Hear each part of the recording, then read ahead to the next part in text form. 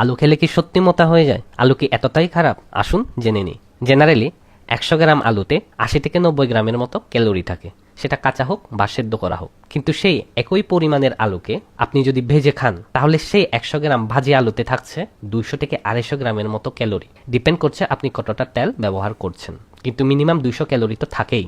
আর যদি সেই একই পরিমাণের চিপস যদি আপনি খান, মানে সেই 100 গ্রাম চিপসে রয়েছে 550 গ্রামের মতো ক্যালোরি। দেখতেই পাচ্ছেন যে সেই সেদ্ধ করা 100 গ্রাম আলুতে 80 গ্রাম থেকে সেটাকে ভেজে ভেজে যত ডিপ ফ্রাই করছেন, সেটা 80 থেকে 200 থেকে 500-তে চলে গেছে।